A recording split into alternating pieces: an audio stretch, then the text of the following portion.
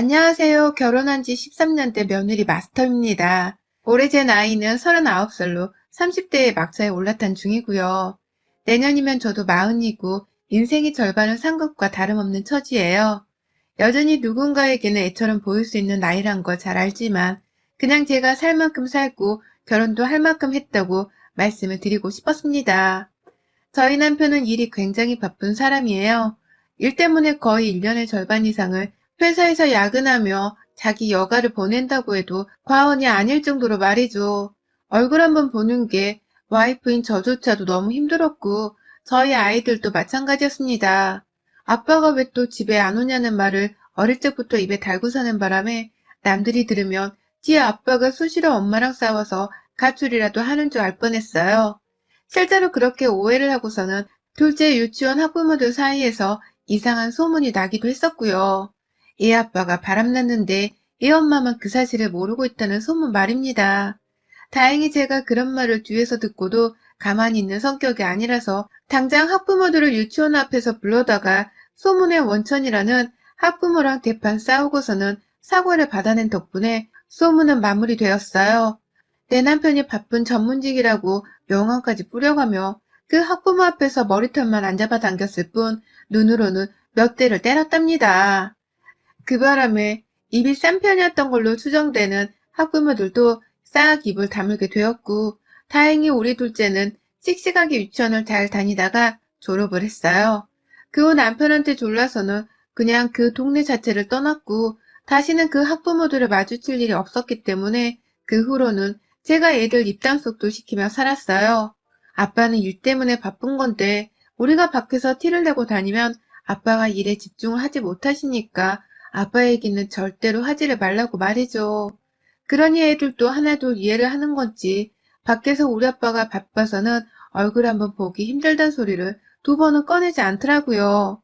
이 정도의 남편을 두고 사는 여자였으니 제가 오죽 외로웠겠습니까? 남편 얼굴 보기 힘든 와중에 애는 둘이나 낳았으니 어떻게든 책임지고 잘 키워내야겠다는 생각뿐이었죠. 남편도 먼 훗날 애들이 잘 커 있는 모습을 보면 은퇴를 하고 나서라도 저와 오순도순 고마워하며 잘 지내주지 않을까 싶었습니다. 그래서 자식들 뒷바라지하는 것에 최선을 다하며 살았고 제가 또 하나 열심히 최선을 다하며 사는 것이 하나 있었어요. 바로 어머님을 모시는 일이었죠. 어머님은 아들 사랑이 대단한 분이셨어요. 좋은 대학 나와서 좋은 직업을 가지고 사는 내 아들보다 잘난 아들을 둔 엄마들은 세상에 또 없다며 그걸 늘 과시하며 사셨고 저희 친정 부모님 앞에서도 자기 아들 잘난 줄 알고서 시집 보내는 게 맞냐는 소리를 아무렇지 않게 하는 분이셨어요.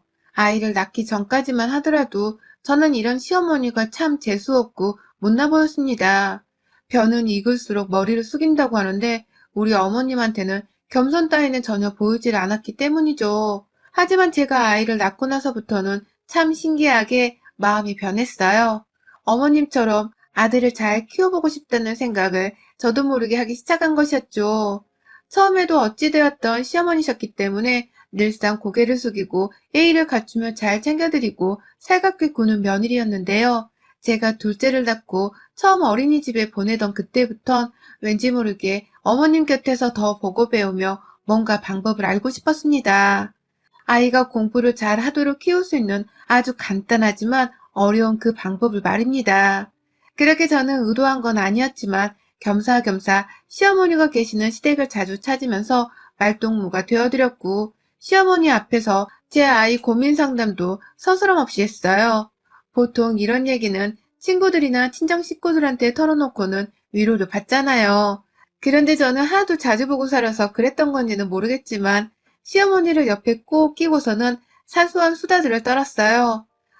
처음엔 아이를 잘 키워보려는 마음에서 더 친해져 보고 싶었던 것이었지만 이런 식으로 함께하고 대화를 나누는 세월이 늘어가면 늘어갈수록 어머님은 제게 친정 부모님보다는 못해도 남들보다는 훨 가까운 가족이 되셨어요.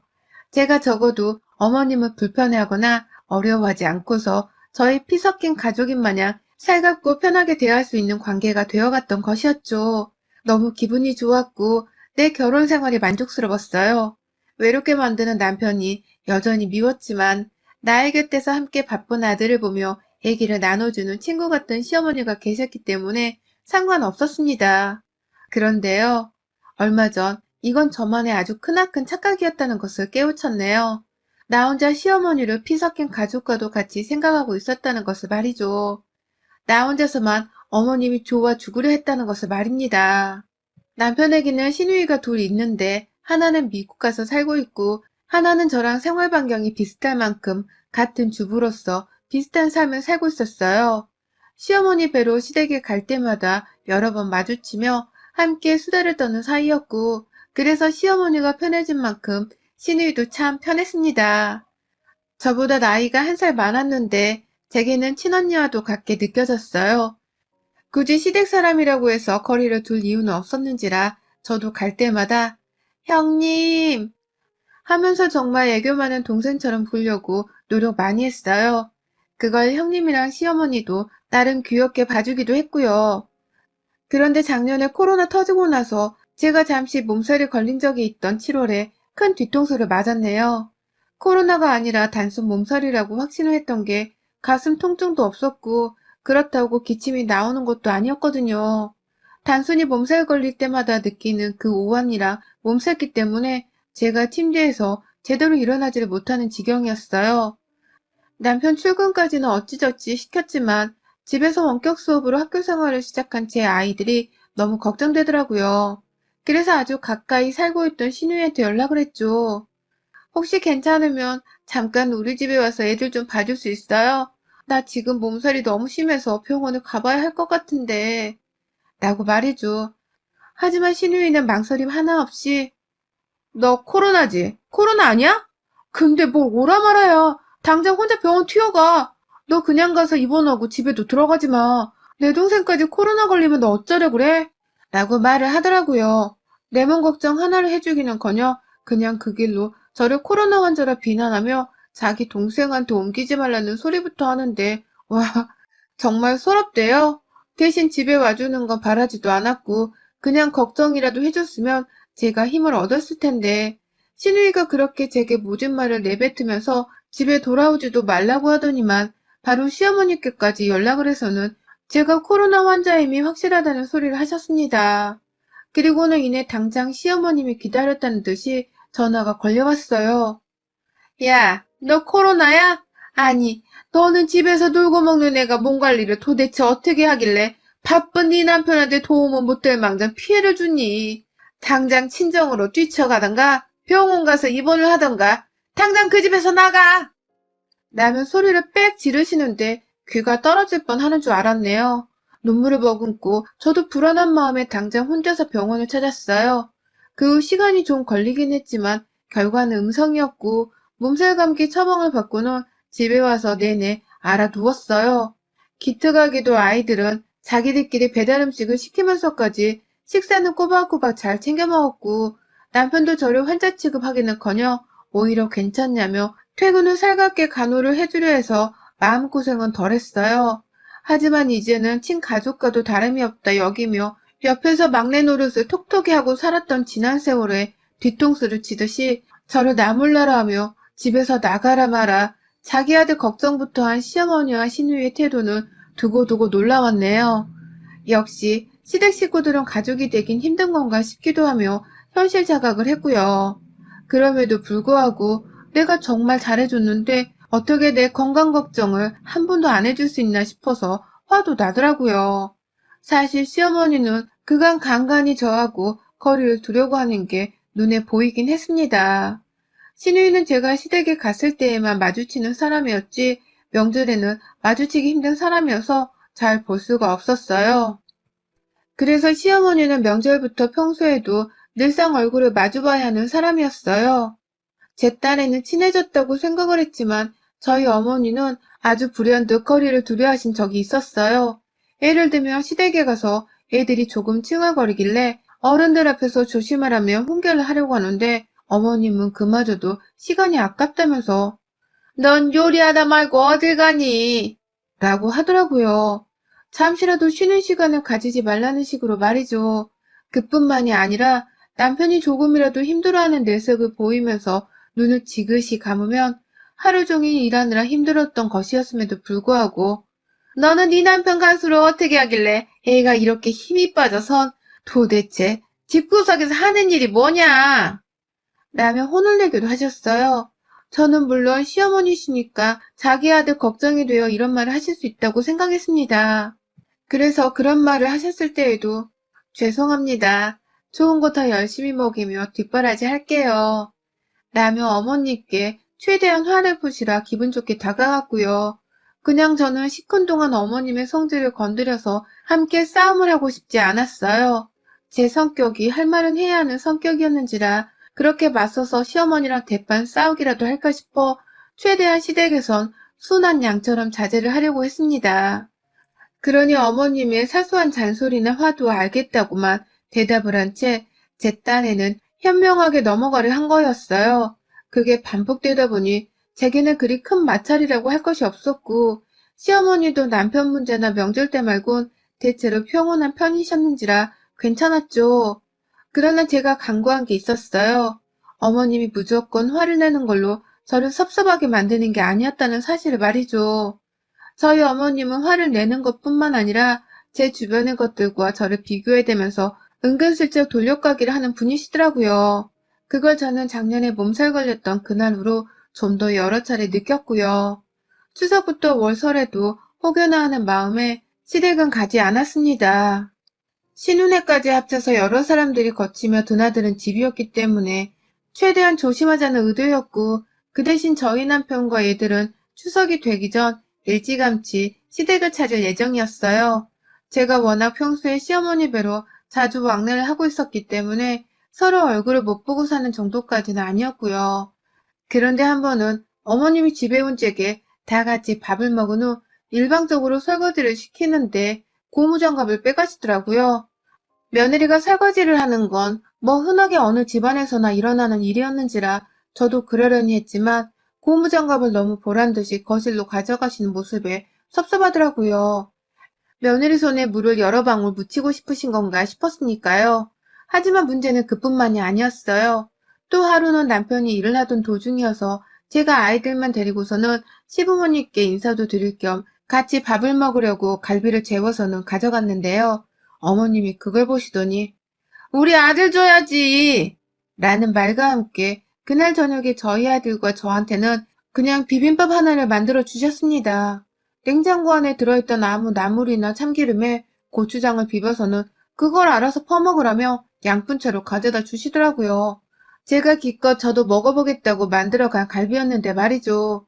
애들이 고기 반찬을 찾으니 반찬 투정하라고 엄마가 가르쳤냐면서 제 앞에서 저를 혼내려 하시는데 분위기가 너무 쌀벌해서 제가 나서서 제 아이들을 혼내기에 이르렀습니다.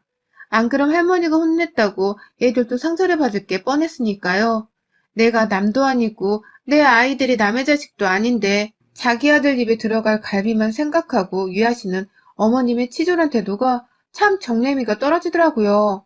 하지만 이것 또한 아주 약과에 불과한 것이었습니다. 이런 식의 어머님의 쪼잔하고도 치졸한 행동들을 여러 차례 목격하던 중 지난주 저희 부부가 아이들을 데리고 시댁에 갔던 날 그 쪼잔함과 찌질함은 거의 극에 달했어요.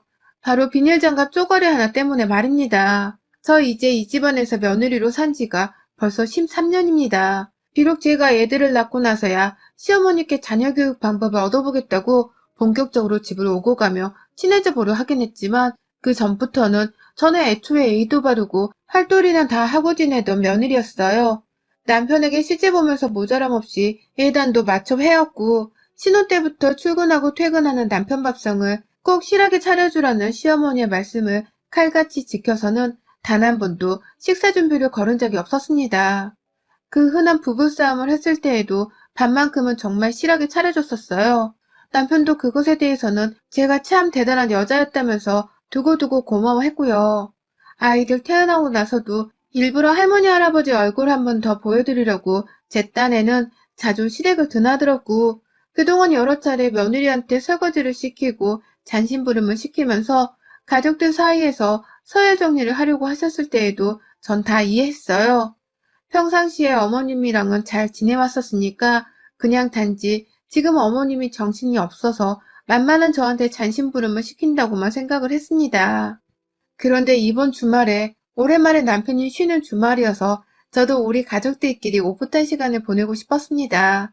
가까운 공원으로 나들이를 가던 외식을 하던 하면서 말이죠. 그래도 추석에 시댁에 가지 않을 것을 알고선 남편에게 말을 꺼내서 먼저 시댁을 찾았어요. 가서 이렇게라도 남편까지 데리고 인사를 드리면 어머님이 추석 때 가지 않아도 덜 섭섭하실 거라 생각을 해서 말입니다. 그러니 남편도 제 마음이 너무 고마운지 집에서 나설 때부터 아이들 케어까지 싹 다 자기가 하더라고요. 저는 손 하나 까딱하지 말라면서 말이죠. 시댁에 가니 어머님은 저희가 온다며 시원한 추어탕을 준비하고 계셨습니다. 일단 우리 남편이 정말 좋아라는 건데 저는 정말 죽어라 싫어하면서 먹지를 못하는 음식이었죠. 그건 신혼 초부터 제가 여러 차례 안 먹은 적이 있었기 때문에 어머님도 누구보다 잘 알고 계셨고요. 보란듯이 풍겨오는 추어탕 향신료 냄새에 어머님 추어탕 끓이셨어요? 라고 물어보자 어머님은 제가 이 질문을 해주길 기다렸다는 듯이 말씀하시더라고요. 네 거 아니다. 라고 말이죠. 시크한 어머님 말씀에 그런가 보다 하며 내심 섭섭했지만 일단은 저 먹을 것을 제가 알아서 만들어 먹겠다며 냉장고부터 열었어요. 그런데 아뿔싸 정말 아무것도 채워진 게 없더라고요. 보란듯이 제게 추어탕 말고 먹을 게 없으니 억지로라도 꾸겨 넣어 먹으란 것처럼 말이죠. 그래서 그날 저는 추어탕 생선이 안 든 정말 순수 국물만을 겨우 담아다가 거기에 밥을 비벼서 반 그릇 정도 먹었고요. 남편이 저를 엄청 딱하게 쳐다보는데 그걸 시어머니가 불만이란 듯이 그만 좀 쳐다봐라. 네 마누라 얼굴 닳겠다. 라면서 한 소리를 하시길래 느꼈습니다. 어머님이 오늘 기분이 무지하게 안 좋은가 보다 하고 말이죠. 그래서 저도 조용히 지내다가 조용히 집으로 돌아가겠다 마음을 먹고 가만히 앉아 있었어요.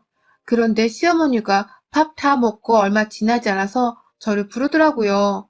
당시 남편이 아이들을 데려다가 엄마가 밥을 얼마 못 먹었으니 그래서 우리가 나르자. 라고 하면서 식탁의 그릇들을 싱크대 안으로 옮기고 있었고요. 저는 그런 애들을 보면서 고마워 우리 애기들 라며 웃고 있었어요. 그런데 그 뒤에서 슬그머니 설거지를 안 하려고 빠져 계시던 어머님이 저를 급하게 부르시더라고요. 그러더니만 한다는 소리가 야 설거지는 네가 해라 라고 하시더라고요.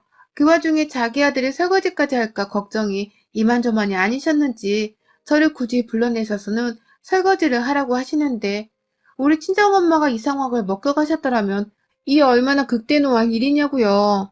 그래서 제가 순간 너무하시다는 생각이 들어서 어머님 저 추어탕 얼마 먹지도 못해서 힘도 없는데 설거지를 제가 해요? 라면서 물었어요. 엄청 큰 목소리로 말을 하니 옆에 있던 시아버지도 제 쪽을 쳐다보더라고요. 부엌에서는 설거지는 우리가 할게요. 라고 대답을 하는 남편의 목소리가 들려왔고요. 하지만 시어머니는 물러서지 않았어요. 저를 끌고 부엌에 들어가서는 저를 거기다 세워두고 남편이랑 애들을 데리고 우르르 나가더라고요. 도로 돌아오려 하는 남편에게 저도 더 일을 키우지 말라면서 조용히 있으라 제스처를 취했고 저는 어쩔 수 없다며 저 혼자 고무장갑이라도 끼려고 하는데 그때 뒤에서 어머님이 다시 부엌 안에 나타나셨어요. 아니나 다를까 이번에는 고무장갑을 가지고 나가시더라고요. 그래서 제가 물었죠. 설거지를 해야 하는데 그걸 가져가면 어떡하냐고 말입니다. 그런데 저희 어머님이 제게 그러시더라고요. 넌 이거 말고 비닐장갑도 아까워 이거 사. 라고 말해줘. 그리고 저 보란듯이 부엌 하부장 서랍 안에 들어있는 비닐장갑이 든 통까지도 가져가는 게 아니겠어요? 혹여나 제가 그걸 찾아서 꺼냈을까봐 말이죠. 그런 어머님의 뒷모습을 보고 있자니 저도 화가 치밀어 오르더라고요. 그거 당장 내놓으세요. 당장요. 라면서 무섭게 쏘아대자 어머님은 부엌을 빠져나가다 말고 너 지금 나한테 소리쳤냐? 라면서 뒤돌아보시더라고요. 그러더니만 글쎄 들고 있던 그 비닐장갑이 든 상자를 저한테로 향해 던지시는 게 아니겠어요? 거실에 저희 아이들이랑 남편까지 다 보고 있던 상황이었는데 말입니다. 그리고 저는 그 상자에 제 발등을 딱 찍혀버렸고요. 순간 아팠는데도 어머님 앞에서는 센 척을 하려고 아프지 않은 척을 했어요. 하지만 발등이 저려오는 건 어쩔 수 없더라고요. 순간 피가 나는가 싶었던 바람에 슬며시 발 쪽을 향해 고개를 숙이고 쳐다보는데 거실에서 저희 애들이 제 이름을 부르며 달려 들어오더라고요. 그러더니만 제가 고개를 숙이면서까지 발등을 확인하고 있자 애들은 제가 맞았다고 확신을 한 건지 할머니를 향해 우리 엄마 왜 때려요? 할머니 완전 나쁜 사람! 라면서 화를 내는데 그걸 보고 가만히 있을 수가 없었어요. 그건 남편도 마찬가지인 듯 했고요. 왜 설거지하는 사람한테서 고무장갑을 뺏어가서는 이 사단을 만들어요? 엄마, 왜 이래요? 라며 시어머니의 손목을 잡는데 시어머니는 넌 왜 나한테 이러냐? 내가 뭐가 딱히 아까워서 그랬던 건 아니고 그냥 맨손으로 하는 설거지가 더 뽀드득이 잘 씻겨지니까 그렇게 하라고 한 거지. 배려해준 건데 애들부터 시작해서 니까지 왜 이러냐? 엄마 당황스럽게 라면서 아주 뻔뻔한 변명을 하시더라고요. 오히려 맞은 저와 말리는 남편이 다 뻘쭘하도록 말이죠. 그동안 저는 며느리 마스터임이 분명하다고 자부를 하면서 시어머니 곁에서 참 잘 지내왔다고 생각했습니다. 가끔 저지르시는 짓거리도 다 이해를 하고 넘길 만큼 시어머니께만큼은 제가 참 너그러운 사람이 속했어요. 그런데 이제 와서 며느리가 설거지 한 번 고무장갑을 끼고 하는 것조차 아깝다며 하지를 못하게 하고 급기야 그 비닐장갑 쪼가리 하나조차도 제가 쓰는 게 아깝다면서 가져가는 걸 보니 제가 헛살았나 싶더라고요. 며느리로서 제대로 헛살았다는 생각을 한 것이었죠. 그날 저는 설거지를 하지 않았어요. 온 식구들이 추어탕 한 그릇 하느라고 시뻘건 국물 자국에 가득한 그릇들 뿐이었습니다. 그런데 시어머니가 13년 차의 며느린 저보다도 비닐장갑 하나를 더 아까워하시는 꼴을 보고는 도저히 집안일을 도와드리기가 싫었습니다. 그래서 시어머니가 아까워하시던 그 비닐장갑들을 모조리 다 상자 안에서 끄집어내서 남은 추어탕이 들어있던 냄비솥 안에다가 쑤셔 넣어 버렸어요. 시어머니가 졸지에 비닐장갑을 못 쓰시게 된 것이었죠. 뒤에서 비닐 아깝게 뭐하냐고 소리치는 어머니를 더 약올리겠다면서 저는 하부정을 열어다가 그 안에 들어가 있는 다른 일회용 비닐팩까지 다 하나하나 뜯어서는 가위로 확 가운데에 큼지막히 구멍을 대놓고 뚫어버렸습니다. 13년 차 며느리보다 아까워하는 비닐들을 다 못쓰게 되어 어떡하죠, 어머님? 새로 사셔야겠네요. 며느리도 이참에 새로 하나 구해보세요. 라는 말을 남기곤 약 올리듯 시어머니께 가소로운 웃음을 지어 보인 채 집을 나왔어요. 저는 그날로 더 이상의 어머니 며느리를 그만두기로 독하게 마음을 먹었고요. 추석이며 내년 설이며 하다못해 평상시에도 절대로 시어머니께 내 두 발로 먼저 찾을 일은 없을 거라는 걸 남편에게도 확실히 말했습니다. 우리 친정에서 내가 이 꼴을 당하고 사는 걸 알면 얼마나 가슴 아프시겠냐며 남편을 못 잡아먹어 안달인 듯 화를 댔더니만 남편도 할 말이 없었는지 그래, 이젠 가지 말자 라며 저를 달래주더라고요. 졸지에 저의 배려로 시댁에 기분 좋게 찾아갔다가 자기 엄마의 폭탄과도 같은 행동에 남편 또한 상당히 심란한 듯 보였지만 다 어미를 잘못 둔 탓이라고만 여기니 제 마음이 그리 무겁진 않았어요. 제가 살짝 너무했나 싶기도 하지만 며느리보다 비닐 쪼가리 하나를 더 아까워하는 시어머니께 제가 할 만큼의 분노는 표출했다고 생각합니다. 그래서 사실 혼란스럽거나 힘들진 않고 오히려 개운하네요. 지난 13년간의 뻘짓이 이제서야 끝이 난 것 같아서 말입니다. 시어머니는 그 후 집에서 시아버지께도 혼이 나셨는지 하루 꼬박을 잠수를 타더니 이제 연락이 오셨어요. 잘 들어갔냐고. 그날은 자기가 좀 심했다고 말이죠. 하지만 저는 그 사과를 받는 둥 마는 둥 했네요.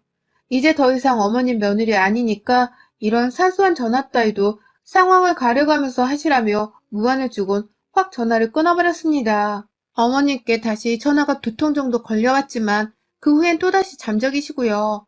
아마 지금쯤 멀쩡한 며느리를 자기 손으로 쳐냈다는 생각에 골머리를 앓고 계실 겁니다. 그 생각을 하니 속이 또 뻥 뚫리네요. 여러분의 생각은 댓글로 남겨주세요. 오늘도 시청해주셔서 정말 감사합니다.